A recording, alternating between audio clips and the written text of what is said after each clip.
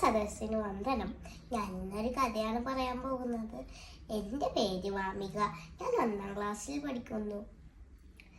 വിശപ്പ് സഹിച്ചവനെയും പച്ചവെള്ളത്തും മധുരമറിയാൻ കെരുക്കിയെന്ന് ചൊല്ലുണ്ട്. നാവിന് എന്ത് സമൃദ്ധിയിലാണ് ജീവിക്കുന്നത്. നമുക്കിഷ്ടമുള്ള ഭക്ഷണവും വസ്ത്രവും ആവശ്യാനുസരണം നമുക്ക് ലഭിക്കുന്നു. എന്നാൽ ഇതൊന്നും ലഭിക്കാത്ത കുറേ കുഞ്ഞുങ്ങൾ നമ്മുടെ ചുറ്റുപാടും ജീവിക്കുന്നുണ്ട്. അങ്ങനെയുള്ള ഒരു ബാലൻ്റെ കഥയാണ് ഞാൻ ഇന്നിവിടെ പറയാൻ പോകുന്നത്. കഥയുടെ പേരെന്താണെന്നോ? ആഗ്രഹം. ഒരിടത്ത് ഒരു കൊച്ചു ഗ്രാമത്തിൽ ഓലമേഞ്ഞ ഒരു കൊച്ചു കുടിലിൽ ഒരു ബാലൻ ജീവിച്ചിരുന്നു. അവന്റെ പേരാണ് കുട്ടൻ.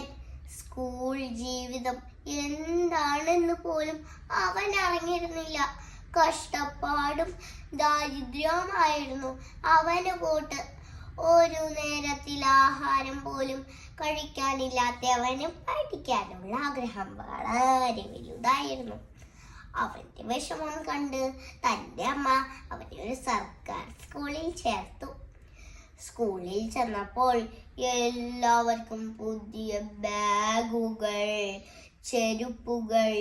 ഇത് കണ്ടതും കുഞ്ഞിൻ്റെ മുഖത്തേക്ക് നമുക്ക് നോക്കാനേ കഴിഞ്ഞില്ല. അന്ന് അവിടെ വെച്ച് കുട്ടന് ബാബു എന്ന സുഹൃത്തിനെ ലഭിച്ചു. അവൻ വളരെ തനിക്കനായിരുന്നു. ഒരു ദിവസം കുട്ടൻ ബാബുവിനോട് ചോദിച്ചു, നിന്റെ വീട് ഓലയാണോ ഓടാണോ? ബാബു പറഞ്ഞു, മാളികപ്പുറമുള്ള വീട്. കുട്ടൻ അതിശയത്തോടെ ചോദിച്ചു, മാളികപ്പുറമുള്ള വീടോ? അതെന്താ? ബാബു പറഞ്ഞു, ഞങ്ങളുടെ വീടൊന്നും കണ്ടിട്ടില്ലേ?